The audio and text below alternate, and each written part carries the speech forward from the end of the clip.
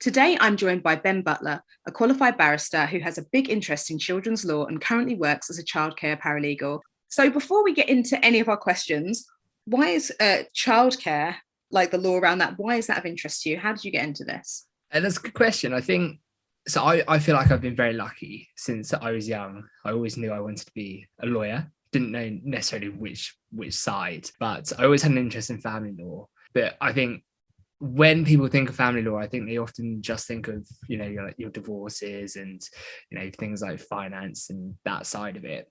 But actually there's like a completely different world to it. It's so much wider than you think. And I was really fortunate when I was doing work experience for a law firm up in London. They basically said, can you go away and do some research on surrogacy? There are some new proposed laws coming into play, and we just want to write an article, or you write an article about the differences in the law, so what's coming in and what's going out. And so I basically spent like 2 days doing research into it and writing this article, and it just really stuck with me, and I just found it really, really interesting. And then during my summer holidays, I started working in a children's nursery, and then having the opportunity to see how the law actually affects children, because it does. Like, when they're in a classroom, everyone's on the same, equal foot. But as soon as they go home, they all face different challenges. And a lot of that, especially where I was working in, not so good areas, you could definitely tell how children were affected by it. And I think all of that just sort of accumulated together. And yeah, it's just, I want to help children, and I feel like this is the best way to do it. So Oh, that's awesome. That's lovely. I didn't realize that. That's so cool. So today we're talking about surrogacy, and it's a subject that comes up every time a celebrity announces that they've had a baby. So recently it's Priyanka Chopra and Nick Jonas, but Sarah Jessica Parker. There's loads of different people that have gone down this route, Kim Kardashian. And I know the process differs from country to country, but I realize that whenever it does come up, people really don't understand the process. We don't really know what happens here. It's something we hear of happening a lot in other countries, but not necessarily in the UK. So I'd love to do like a bit of a dive into, I suppose, the laws around it. So what is surrogacy, and what forms of surrogacy are there? So surrogacy is the act of a woman carrying a pregnancy and then giving birth to a child that she's going to give a child to intending parents. There could be a number of reasons why someone chooses the route of surrogacy. And then you've got two different types of surrogacy. So there's your straight traditional surrogacy, which is obviously where you use the surrogate's own eggs to conceive. So this, can usually take place via like IVF or artificial insemination, things like that. But then you also have the other side, surrogacy, which is it's called host surrogacy. So that's when you use a surrogate, but you've already, put the embryos together, and then you transfer them into the surrogate. So it's got your genetics, but someone else is, the surrogate is hosting the baby, and yeah, that's when they give birth to it. What are the currency laws, like the current surrogacy laws in the UK, and how does surrogacy work here? Surrogacy is quite restricted. It's not restricted in the sense of being able to become a surrogate and, using surrogacy, but it's quite restricted in what happens after the baby is born. So, for example, the first law here is that the intending parents do not have the legal rights to the child at birth or from birth. So when that baby is born, whoever the surrogate was is technically their legal parent. And you then have to go to court, and it's usually a process of about up to 6 months of then becoming that person with parental responsibility. And why this is really important is because, so for those first 6 months, the surrogate can give the baby to the intending parents. That's not an issue. But they technically don't have parental responsibilities, so they can't actually make any calls or judgments for the baby. Yikes. So the surrogate is technically the parent. Obviously, this brings up quite a lot of issues. But I think one of the main issues you find is that because the surrogate is technically the parent, they don't have to give the baby away. So if the surrogate decides after giving birth to it and keeping it for, say, a month, and it builds a connection, and they want to keep it, they can, and that's that. And I think that can be really difficult because, you know, surrogacy isn't a quick process. It's a long process. And for intending parents who think, amazing, we found a surrogate, we're going to have this baby at the end, it's going to be amazing, there are often times where they never get that baby, and they've gone through that whole emotional, you know, trauma, and it is emotional, there's no denying that, to then not receive the baby. And I think that can be really difficult, and is one of the reasons why you find people go to America mainly to try surrogacy. There are a couple of other things as well with surrogacy over here. For example, payment is very restricted. So here you can only pay for things that would be reasonable. For example, like a hospital bill, you know, expenses like helping that person get to hospital, you know, like some clothes for the baby, things like that. Very, very limited stuff. Whereas out in America, you know, you pay like a fixed fee, or like, say, you know, we're talking thousands and thousands, like £50,000, say, plus. And that obviously involves the surrogate as well. You've got to think, what is right for the surrogate? So the surrogate has to, you know, grow a child in them, has to have that baby. It's a very daunting thing. I'm a man, so I'm never going to have a baby, so I'll never go through it. But from what I've been told, you know, it's really difficult. Pregnancy is difficult for some people. You can argue, there are a lot of arguments that people do it because they're good, you know, they're good natures and good wills, and I think that is a very fair argument. But I do think that surrogates should receive some sort of better payment for what they do. You know, I there are arguments for and against, and I'm sure we'll get into them later, but it's something that I don't think is particularly right yet. These surrogacy laws were, I think, they were introduced in the 80s, and obviously, you know, times have changed since then. A lot has changed since then. So there is actually, the Law Commission has created a report of new proposed laws. And so when I first was researching them, I think it was back in 2019, and they were due to come in, I think, of October 2020. So obviously then, you know, the pandemic happened and everything got delayed. So the first, from what I read recently, the first draft of the bill is to be read in the House of Commons in this October. So that's a real positive. And the Law Commission report is very good. It's going to eradicate a lot and make surrogacy a lot easier and a lot better for intending parents and also surrogates. There are still some issues that they haven't, you know, fully decided on. For example, payments. When you commission a report, you're allowed people are allowed to read them and write in about their own views and what they think about it. And their section on payments literally states, we welcome all views. We're undecided. We're not too sure what we want to see on a postcard, please. Please send them in, and we'll see what the majority say. But that's sort of, as I said, you know, there are some really good things in the Law Commission report, and I definitely recommend, if you're interested in surrogacy, perhaps waiting until that new bill comes in. It could, you know, bills take quite a while to, you know, be read through the House and then actually passed, but there are some serious changes. For example, like the number one being that the intending parents have, you know, parental responsibility from birth, so you don't have that issue of the surrogate perhaps keeping the baby again. And also, you know, a few other changes which are really important to just the structural and you know, the regulations of surrogacy.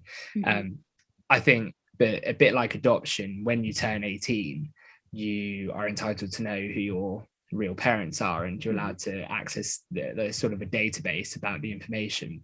Well, currently, especially as host surrogacy is straight traditional surrogacy is only legal here, there isn't that database.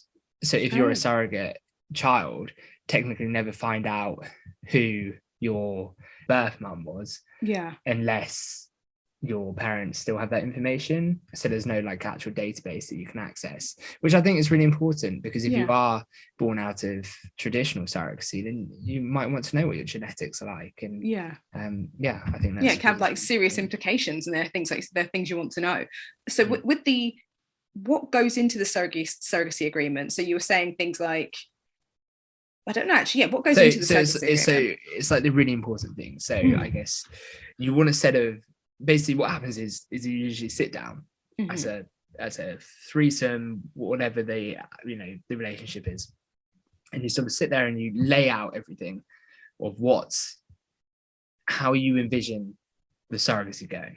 So you sort of put it, what your names are, when the baby's due, sort of where you're going to give birth, and all these things, like where you're going to live, things like that. It's like it's the best way to explain it is it's a contract, but it's just not enforceable. So you basically write it like it's a contract, and everyone's happy, they've all signed it, it's all great, but sadly it's just not enforceable.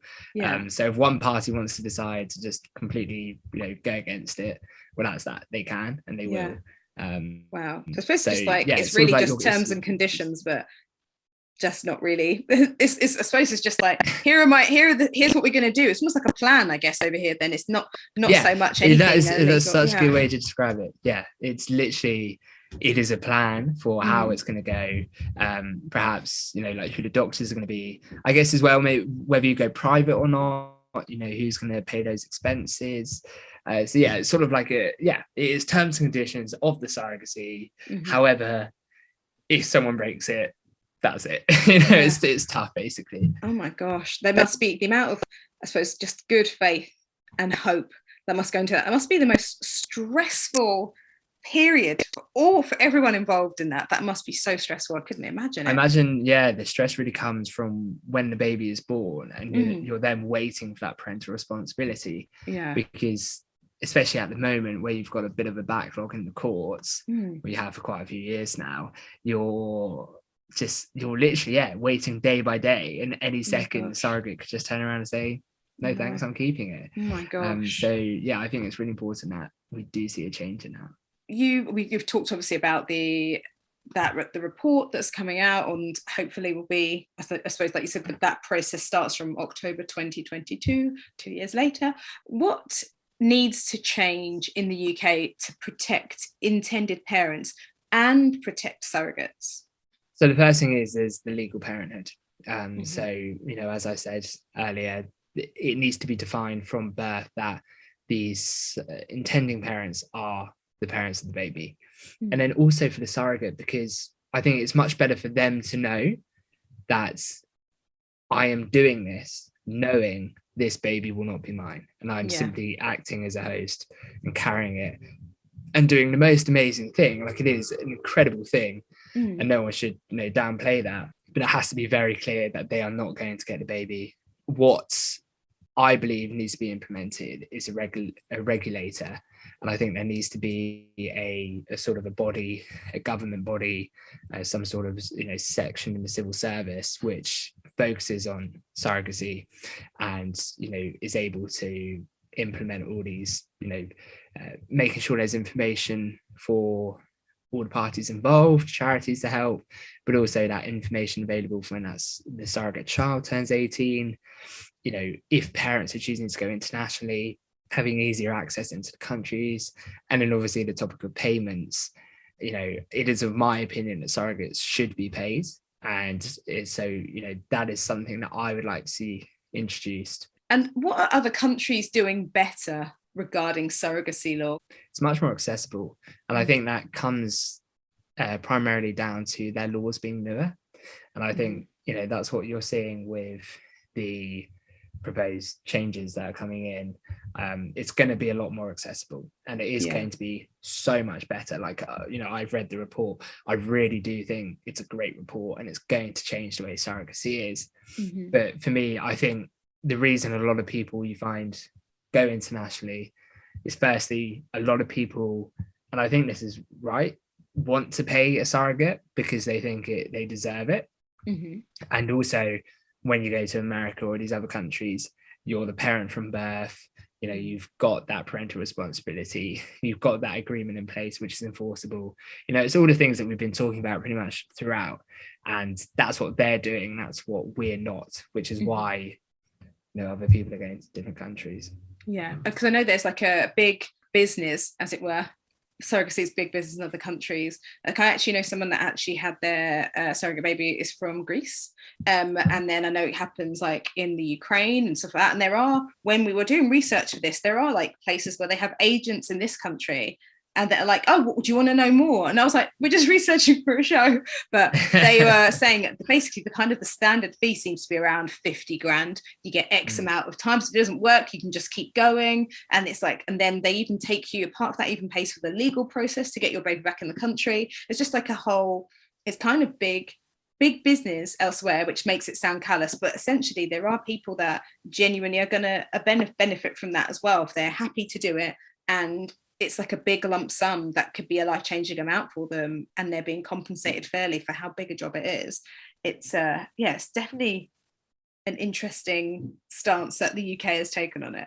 So I've mentioned like the US, and you've mentioned the US quite a lot. What are the most common destinations where people go when they're looking for surrogacy? Like so America has to be the top. It has to be the top. But I think you find a lot of Africa is popular as well. And then also, I think you mentioned earlier about Greece and things like that. I think Europe, your Eastern European, I think will be quite popular as well. Because I think, I haven't done the research into this, but I imagine the financial costs all varies from country to country as well.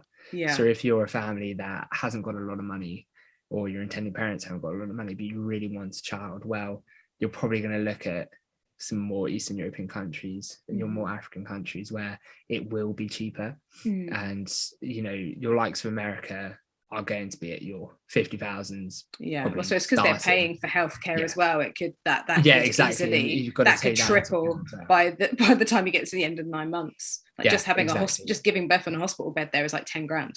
And then you've got to think as well if, you know, if any complications arise or anything like that, you know, you've got to fork out a lot of money for it. So it's also having that financial backing to then not only pay for it, but then also once you've then, you know, paid for services, can you then look after the child afterwards? The money or have you used all your money? You have to be so flush for that, don't you? That's like going to be immense privilege. And that's a lot probably another restriction to it as well. Yeah, absolutely. Oh my goodness. Well, when is that? What is the name of the report so we can look out for it? And when is it due out? So the report is called Building Families Through Surrogacy, a New Law. And as I said earlier, I don't know when it's meant to come out, but the draft of the bill is meant to be read in autumn 2022, but I think October time. So, you know, fingers crossed that gets approved, it goes to the second reading and whatnot, and we can get it. I think this is going back to my politics at A-levels, but I think a bill takes about 2 years to get passed, maybe a bit less, depending on, you know, the urgency of it. So I hope it comes in sooner rather than later, and I hope everyone's found it interesting. Thank you so much, Ben. I really, really appreciate this. And where would you like to be found online? You can find me on LinkedIn, which is just Ben Butler, or you can find me on Twitter as well, which is Ben Butler 7, I think. You're the 7th Ben Butler in the world. Lucky you. Brilliant. Thank you so much. Thank you for having me.